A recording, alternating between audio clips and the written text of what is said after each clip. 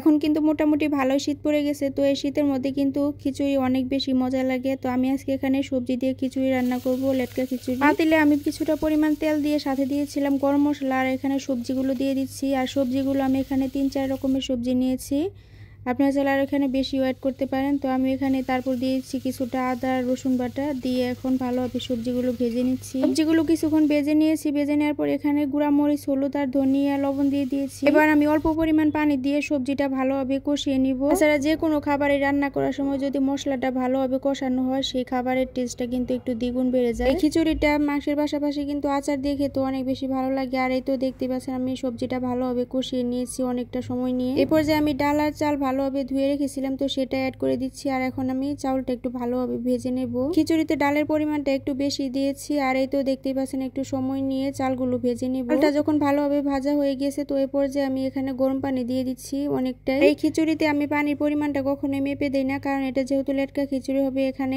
পানির পরিমাণটা মেপে না দিলেও কিন্তু সফট হলেই ভালো লাগে খেতে। বলতে বলতে আমি এখানে ঢাকনা দিয়ে ঢেকে দিয়েছিলাম। আর এই তো দেখতে পাচ্ছেন ভালোভাবে উপরে বলক উঠে পড়েছে, আর চাউলটাও কিন্তু অনেকটাই সিদ্ধ হয়ে গিয়েছে। লাস্টের দিকে আমি এখানে টমেটো আর কাঁচামরিচ অ্যাড করে দিয়েছি, কিছু কাঁচামরিচ আমি এখানে ভেঙেও দিয়েছিলাম। আর এই তো খিচুড়ি রান্নাটা কিন্তু কমপ্লিট হয়ে গিয়েছে, আর এটা নামানোর পর কিন্তু আরো অনেকটাই টেনে যাবে। তো এখানে আমি একটা লাস্টের দিকে ফোড়ন দিয়ে নিব। প্যানে দিয়ে দিচ্ছি পরিমাণ মতো সয়াবিন তেল, দিয়ে এখানে রসুন আর পেঁয়াজ কুচি দিয়েছি, আর ফ্লেভারের জন্য দিয়েছিলাম কয়েকটা শুকনো মরিচটা। যখন লাল লাল হয়ে গিয়েছে, তো এই পর্যায়ে আমি এখন খিচুড়িটা ঢেলে দেবো। আর খিচুড়িতে এই ফোড়নটা দেওয়ার কারণে কিন্তু খিচুড়ির টেস্টটা আরো অনেক বেশি বেড়ে যায়। লাস্টের দিকে আমি এখানে কিছুটা ধনিয়া পাতা অ্যাড করেছিলাম। এখানে আমি জালটা অফ করে দিয়েছি, আর এই তো প্লেটে আমি সার্ভ করে নিচ্ছি। এই খিচুড়িটা গরম গরম খেতেই বেশি ভালো লাগে। আর কে কে এইভাবে খিচুড়ি খেতে পছন্দ করেন অবশ্যই কমেন্টে জানাতে পারেন। আর ভিডিওটি ভালো লাগলে অবশ্যই লাইক কমেন্ট করে পাশে থাকবেন। ইউটিউব থেকে দেখে থাকলে অবশ্যই সাবস্ক্রাইব করে পেজের সঙ্গেই থাকবেন। আল্লাহ হাফেজ।